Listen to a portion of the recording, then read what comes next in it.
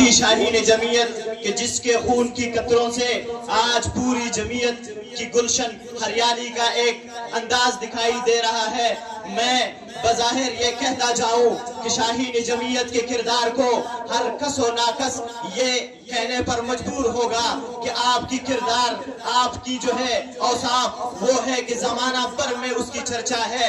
آپ کے کسی مخالف کے کہنے سے آپ کو کچھ بھی نہیں ہوگا، لیکن پھر بھی آپ کا جو اوصاف ہے وہ میں آپ کو بتاتا چلوں کہ شاہین جمعیت وہ شخصیت ہے کہ ہر میدان میں اس نے اپنا لوہا منوایا ہے، چاہے وہ قول کی میدان ہو، چاہے وہ دلیل کی میدان ہو، چاہے وہ سوشل میڈیا کا میدان ہو، چاہے وہ ٹیبل ٹاکس ہو، کانفرنس ہو، ممبر ہو، یا عقل و دانش کے جمع غفیر ہو، جہاں پر بھی آپ نے اس کو پایا ہے تو حق کی بات کو دوسروں پر منوایا ہے۔ میں آپ کو بتاتا چلوں یہ وہی شاہین جمعیت ہے جو آپ کے اور ہمارے درمیان تشریف رکھے ہوئے ہیں۔ یہ وہی شاہین جمعیت ہے کہ جب پاکستان میں ختم نبوت کے کسی شک پر شب و خون مارا جا رہا تھا تو یہ مرد کلندر اٹھ کر کے ان کے سامنے سیسا پھیلائی ہوئی دیوار بن کر کے ایسا مقابل کیا، ایسا ان کا مقابلہ کیا کہ آج تک قادیانی ذریت اپنی اولادوں کو بھی بتائیں گے کہ جب بھی کوئی ایسی غلطی کرنی ہو تو سب سے پہلے شاہین جمعیت کا سوچنا، پھر قدم اٹھانا۔ جب تک جمعیت میں شاہین جمعیت ہوگا تمہارا کوئی بھی کام دراصل اپنے مقام تک نہیں پہنچے گا۔ شاہین جمعیت وہ شخصیت ہے کہ جس نے ملک پاکستان میں ہر ظلم کے خلاف وہ توانا آواز بنا ہے کہ جب بھی کسی پر ظلم ہوا ہے آپ نے اپنے قوت گویائی سے ان کو ایسا زیر کیا ہے کہ جب بھی کسی پر ظلم ہوگا تو ظالم 100 بار سوچے گا اگر میں بولوں گا تو سامنے شاہین جمعیت کھڑا ہوگا۔ یہ وہی شاہین جمعیت ہے کہ جس نے اپنی جماعت کے لیے، اپنی قوم، اپنی عوام کے لیے خون کی نذرانے پیش کیے، لیکن میں آپ کو بتاتا چلوں کہ آج آپ کے اور ہمارے درمیان وہی شخصیت یہاں پر موجود ہے۔ میں بالآخر ان کو دعوت دینے جا رہا ہوں۔ میں دعوت دینے سے پہلے چند اشعار کے ساتھ ان کا استقبال کرنا چاہتا ہوں۔ وہ بولتا ہے تو امید جاگ اٹھتی ہے، وہ بولتا ہے تو امید جاگ اٹھتی ہے، ہر ایک لفظ میں ایک روشنی لگتی ہے۔ نہ تھا وہ لیڈر فقط ایک چراغ راہ تھا، نہ تھا وہ لیڈر فقط ایک چراغ راہ تھا، جہاں میں ظلمتیں تھی وہاں وہ ماہتاب تھا۔ عزم اس کا پہاڑ جیسا ارادہ سمندر تھا، عزم اس کا پہاڑ جیسا ارادہ سمندر تھا۔ وہ لیڈر نہیں قوم کی دعاؤں کا منظر تھا، دلوں میں جو بسا خوابوں کا محور وہی تھا، دلوں میں جو بسا خوابوں کا محور وہی تھا، اندھیروں میں ہمیں روشنی دے گیا جو وہی تھا۔ میں دعوت دینے جا رہا ہوں شاہین جمعیت علماء اسلام کا روح روا مدنی رحمت اللہ علیہ کا روحانی فرزند مفتی محمود رحمت اللہ علیہ کا روحانی بیٹا، جمعیت علماء اسلام کے قائد جمعیت حضرت مولانا فضل الرحمان دامت برکاتہم العالیہ کا توانا بازو، طاقتور بازو، دست راز۔ میں کہوں یہ وجہ ہوگا کہ جمعیت علماء اسلام پاکستان کا بے تاج ترجمان، میری مراد شاہین جمعیت، محافظ ختم نبوت، وکیل ختم نبوت حضرت مولانا حافظ حمداللہ صاحب کہ وہ تشریف لائیں اور آپ حضرات کے سامنے خطاب فرمائیں۔ کھڑے ہو کر کے استقبال کیجئے، تشریف لا رہے ہیں شاہین جمعیت، محافظ ختم نبوت، وکیل ختم نبوت حضرت مولانا حافظ حمداللہ صاحب۔ نعرہ تکبیر، نعرہ تکبیر، حضرت مولانا حافظ حمداللہ صاحب۔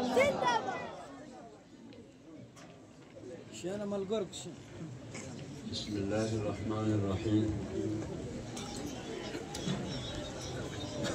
الحمد للہ وکفی والصلاة والسلام علی عباده الذین اصطفى لا سیما علی سید الرسل وخاتم الانبیاء وعلى آله وصحبه وبارك وسلم تسليما كثيرا كثيرا.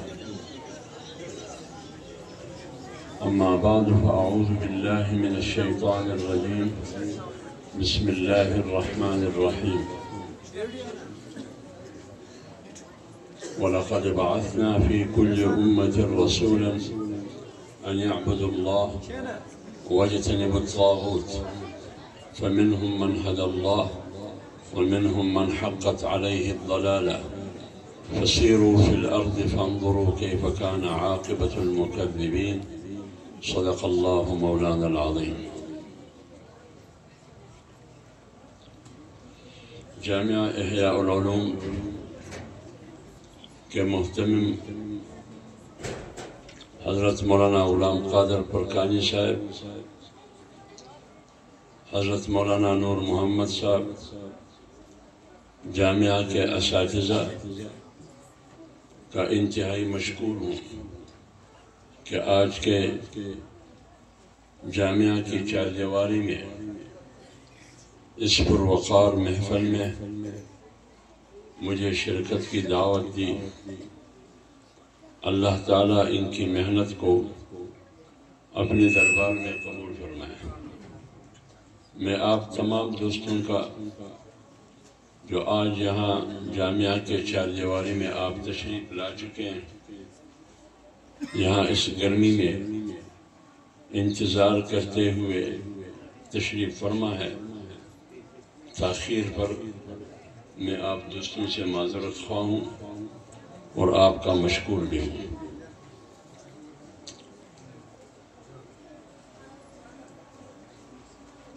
میری کوشش یہی تھی کہ میں بر وقت یہاں پہنچ سکوں، لیکن جب مہمان آتے ہیں گھر پر تو پھر آپ کی مرضی نہیں ہوتی، تو پھر مہمان کا بھی کچھ نہ کچھ احترام اور اکرام کرنا پڑتا ہے۔ تو لہٰذا تاخیر اس وجہ سے ہوئی کہ گھر پر مہمان تھے تو بر وقت نہ پہنچ سکا، لیکن پھر بھی میں معذرت خواہ ہوں۔ بس 10-12 منٹ میں گفتگو کر کے آپ کے دوستوں سے اجازت لوں گا، آگے بھی میری سفر ہے۔ دینی مدارس یہ دین کی خدمت کرنے کے ایک اہم ادارے اور مراکز ہے۔ اگر ہم دینی مدارس کی پس منظر پر بات کرتے ہیں کہ آغاز کہاں سے ہوا، مدرسہ کس چیز کا نام ہے، مدرسے میں کیا پڑھایا جاتا ہے، مدرسے کے مقاصد اور اہداف کیا ہے،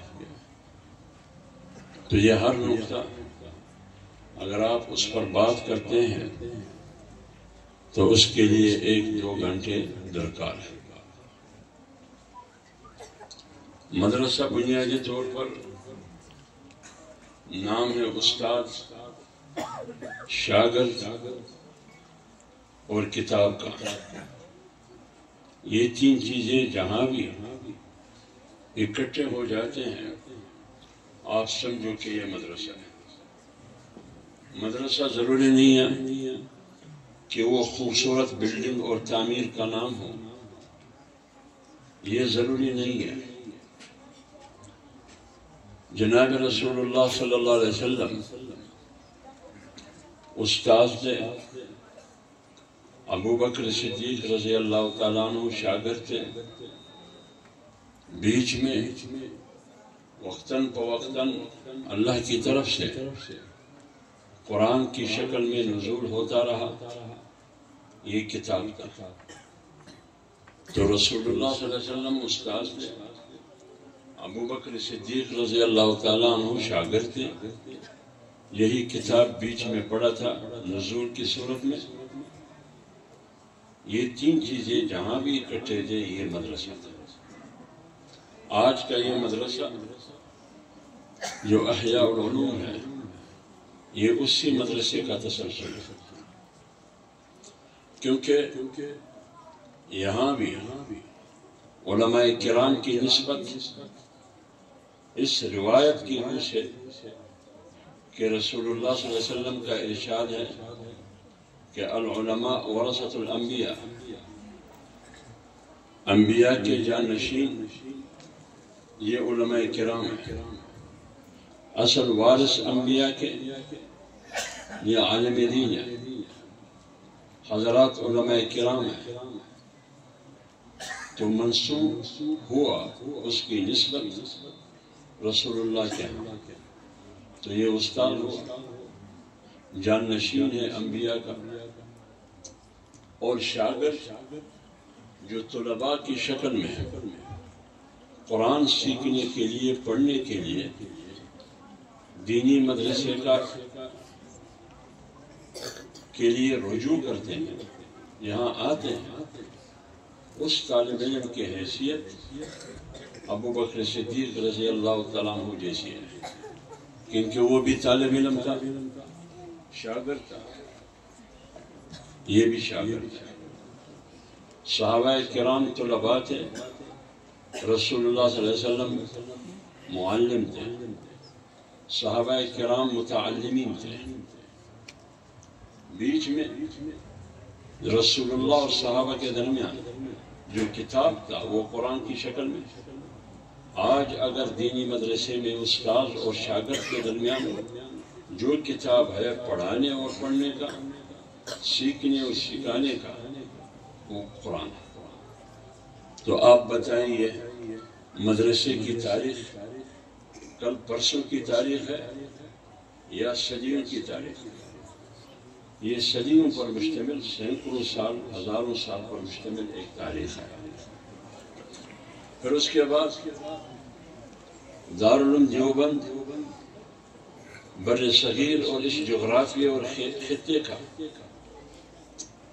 ایک دینی مرکز 1866 میں غالباً دارالعلوم دیوبند کی بنیاد رکھی گئی، اور بنیاد کس نے رکھی؟ حضرت مولانا قاسم نانوتوی رحمۃ اللہ علیہ نے۔ لہٰذا ہم یہ کہہ سکتے ہیں کہ یہ مدرسہ دارالعلوم دیوبند کا بھی تسلسل ہے۔ اب کیا پڑھایا جاتا ہے؟ دو باتیں پڑھائی جاتی ہیں۔ نمبر ایک، اللہ کی عبادت اور بندگی کیا ہے، سمجھانے کی کوشش کی جا رہی ہے کہ اللہ کی بندگی، اللہ کی عبادت، اللہ کی غلامی، یہ کس چیز کا نام ہے۔ نمبر دو، یہ سکھایا جاتا ہے کہ کن چیزوں سے اجتناب کرنا، پرہیز کرنا ہے، دور رہنا ہے، وہ ہے طاغوت۔ تو دو چیزیں ہوتی ہیں، مدرسے میں عبادت، بندگی کی سبق پڑھایا جاتا ہے، نمبر دو طاغوت سے اجتناب اور طاغوت سے بغاوت کا سبق پڑھایا جاتا ہے۔ یہ دو چیزیں مدرسے میں صرف اس پر زور نہیں دیا جاتا جو امر بالمعروف کا تقاضا ہے، بلکہ مدرسے میں یہ بھی پڑھایا جاتا ہے جو نہی عن المنکر کا تقاضا ہے۔ اس لیے رسول اللہ صلی اللہ علیہ وسلم نے فرمایا، من رأى منکرا فلیغیر بیدہ فمن لم یستطع فبلسانہ ومن لم یستطع فبقلبہ۔ اگر کوئی برائی نظر آئے تو پہلے کوشش کرے ہاتھ سے روکنے کی، اگر آپ کے ہاتھ کی سکت نہیں ہے تو پھر زبان کے ذریعے، تبلیغ کے ذریعے، دعوت کے ذریعے، تعلیم و تعلم کے ذریعے اس برائی کا راستہ روکے۔ فرض کرے آپ میں اس برائی کے خلاف ہاتھ اٹھانے کی طاقت اور سکت بھی نہیں، اور اس کے خلاف زبان کھولنے کی سکت، منہ کھولنے کی سکت بھی نہیں ہے، اور زبان چلانے کی سکت بھی نہیں ہے۔ یا لالچ ہے یا خوف ہے، یا تو آپ ڈرتے ہیں، ڈر کی وجہ سے نہیں بول سکتے، یا تو سامنے لالچ ہے، لالچ یا دولت کی ہے یا حکومت کی ہے یا منصب کی ہے، تو لہٰذا اگر آپ بولیں گے تو دولت خطرے میں پڑ جائے گی، وہ دولت پھر نہیں ملے گی۔ اگر آپ بولیں گے تو منصب خطرے میں پڑ جائے گا، اس وجہ سے پھر آپ بولنے کی سکت نہیں ہے آپ میں۔ تو وجہ کیا ہے؟ خوف اور ڈر اور لالچ۔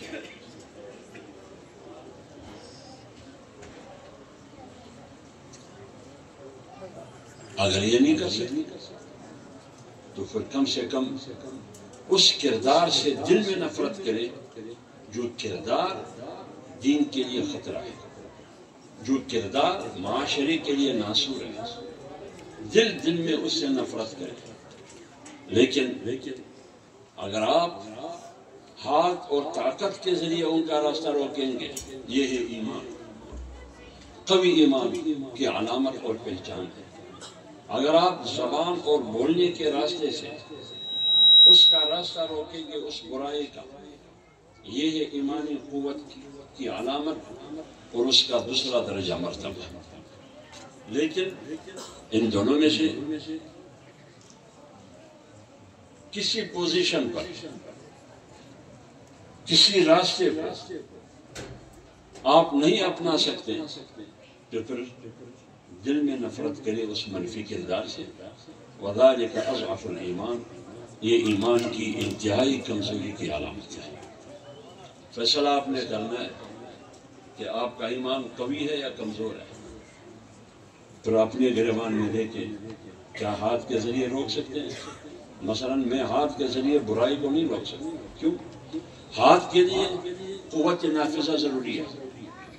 آپ کے پاس حکومت ہو، آپ کے پاس اقتدار ہو، آپ کے پاس قوت نافذہ ہو، پھر آپ چور کا راستہ بھی روک سکتے ہیں۔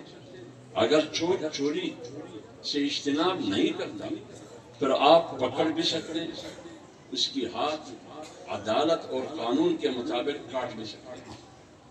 لیکن یہ ہم نہیں کر سکتے، اس لیے کہ قوت نافذہ نہیں ہے۔ یہ صرف میری نہیں، ہم سب پورے مظلوم اور محکوم قوتوں کا ایک بنیادی مجبوری ہے۔ لیکن زبان سے تو بول سکتے ہیں، لیکن آج ہم نہ منہ کھول سکتے نہ زبان چلا سکتے ہیں۔ چیزیں وہی دو ہیں، یا تو خوف ہے یا لالچ ہے۔ اور خوف اور لالچ اگر سیاسی دنیا، اسلامی سیاست میں پر اگر آپ نظر ڈالیں، اسلامی سیاست کی روشنی میں دیکھیے، خوف اور لالچ کی سیاست یہ شیطان کی سیاست ہے۔ نہ اسلامی سیاست ہے، نہ انسانی سیاست ہے، حقیقی انسانی سیاست، بلکہ یہ شیطانی سیاست ہے۔ اگر ایک انسان کی شکل میں خوف اور لالچ کی سیاست کر رہا ہے، آپ سمجھو کہ یہ انسان کی صورت میں شیطان کر رہا ہے۔ اس لیے اللہ تعالیٰ نے قرآن میں فرمایا، ذَلِكُمُ الشَّيْطَانُ يُخَوِّفُ أَوْلِيَاءَهُ، تخویف، دہشت، ڈر اور خوف کی سیاست، ڈرانے کی سیاست، یہ کس کا ہے؟ شیطان کا۔ ذَلِكُمُ الشَّيْطَانُ يُخَوِّفُ أَوْلِيَاءَهُ۔ آج دنیا میں آپ دیکھیے کہ کون سی سیاست؟ خوف اور ڈر کی سیاست۔ اور دوسری چیز لالچ ہے۔ الشیطان یعدکم الفقر ویأمرکم بالفحشاء۔ شیطان کی سیاست لالچ کی سیاست۔ تو اگر جہاں بھی آپ دیکھیے اسلامی سیاست اور شیطانی سیاست کے درمیان فرق کرنا ہے، تمیز کرنا ہے، تو دیکھیے کہ سیاست خوف اور لالچ کی ہو رہی ہے یا نہیں۔ اگر خوف اور لالچ کی سیاست ہے تو سمجھو اگرچہ سامنے انسان کھڑا ہے لیکن انسان کی خوبصورت صورت میں شیطان کھڑا ہے۔ آج دیکھیے پوری دنیا میں امریکہ کی سیاست ہے، لیکن دو چیزیں وہ استعمال کرتے ہیں، یا تو خوف یا لالچ۔ جیسے کہ امریکن وزیر خارجہ نے ایک زمانے میں کہا، جب مشرف یہاں پر سر اقتدار تھے، ان سے پوچھا گیا کہ پاکستان سے بات منوانے کا طریقہ کیا ہے؟ انہوں نے کہا دو طریقے، کبھی کبھار گاجر استعمال کرتا ہوں، پاکستان سے بات منوانے کے لیے گاجر استعمال کرتا ہوں، اور کبھی کبھار ڈنڈی استعمال کرتا ہوں۔ تو آپ سمجھو گاجر علامت ہے لالچ کی اور ڈنڈی علامت ہے خوف کی۔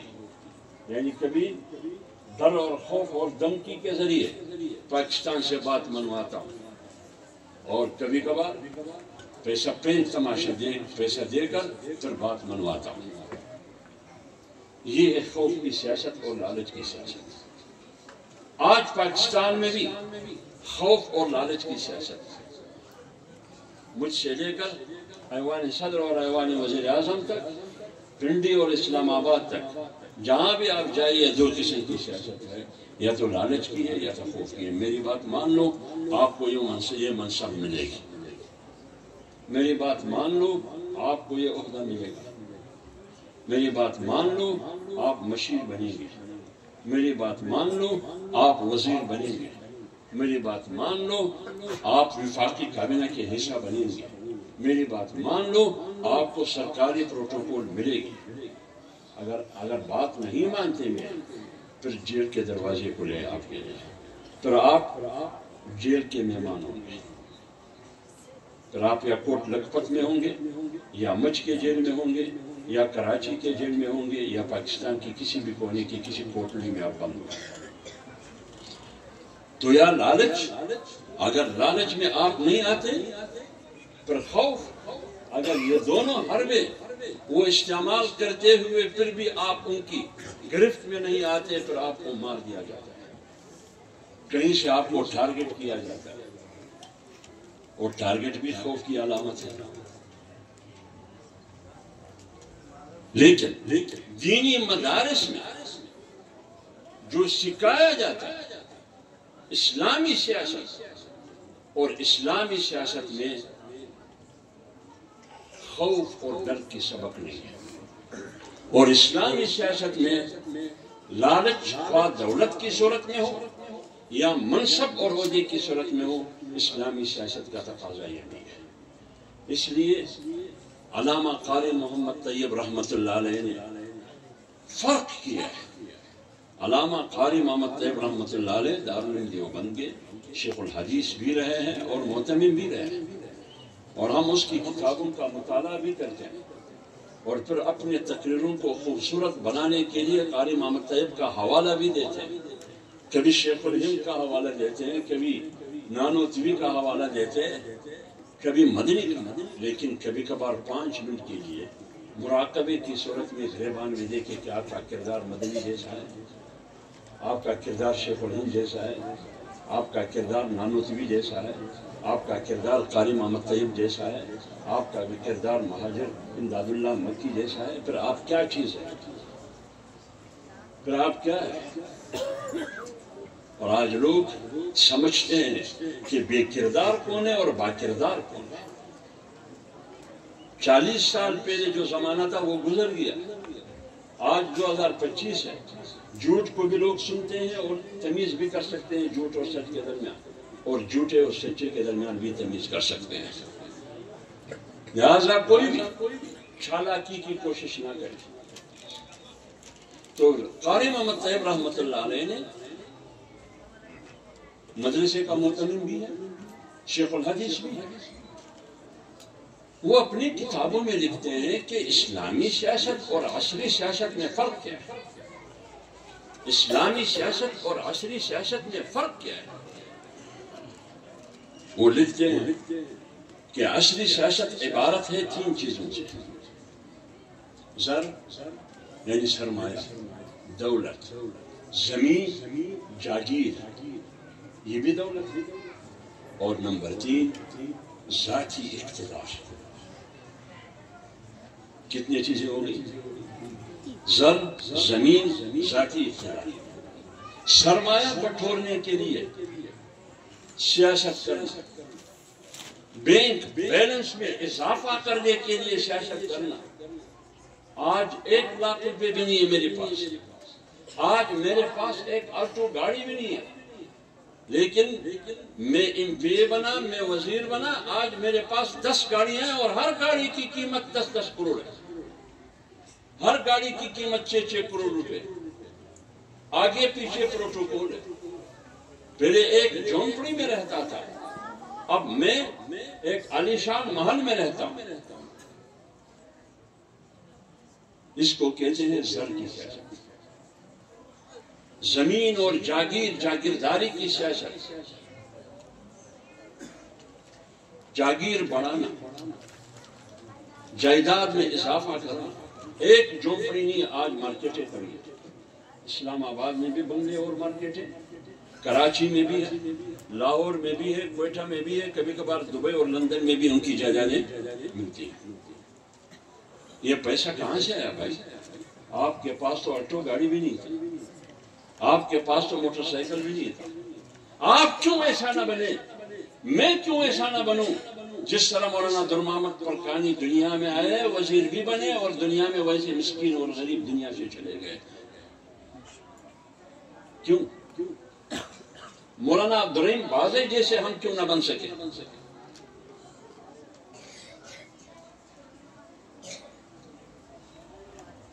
تو زر کی سیاست، زمین اور جاگیر کی سیاست، ذاتی اقتدار. ذاتی اقتدار کا مطلب یہ کہ اقتدار تک پہنچنے کے لیے زر کا راستہ استعمال کرو، دولت اور سرمایہ لگاؤ، اقتدار تک پہنچ جاؤ. آپ اسمبلی کے رکن بنو، قومی اسمبلی کے رکن آپ بنتے، سینٹ کے رکن آپ بنتے، صوبائی اسمبلی کے رکن آپ بنتے. پیسہ کماؤ.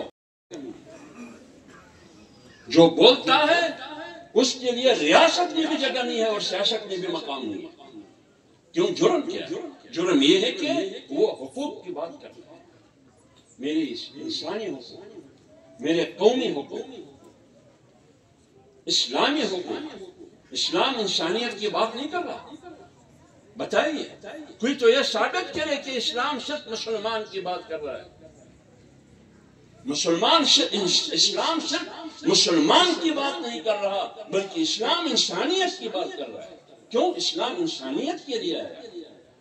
اس لیے سب سے عظیم نظام، تمام نظام ہے جو انسانیت نے بنائی ہے، جو نظام ہے حکومت اور سیاست، سب سے بڑھ کر بڑا نظام وہ نظام اسلام ہے. اس لیے تو اللہ نے فرمایا کہ اسلام کے لیے لڑو، اسلام کے لیے جدوجہد کرو، نظام کی صورت میں اسلام کو نافذ کرو، لِيُظْهِرَهُ عَلَى الدِّينِ كُلِّهِ، تاکہ یہ نظام غالب ہو تمام نظام آئے باطل ظالمانہ استبدادی قوتوں پر. لیکن سچ بولنے پر اسلام میں بھی پابندی ہے، اسلام میں بھی پابندی ہے.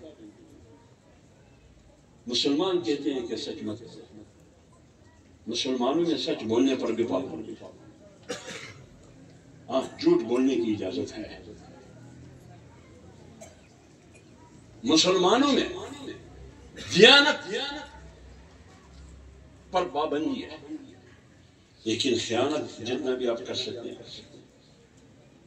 مسلمانوں کی صفوں اور معاشرے میں دھوکے کی گنجائش ہے، فراڈ کی گنجائش ہے، لیکن سچائی کی، صداقت کی کوئی گنجائش نہیں ہے.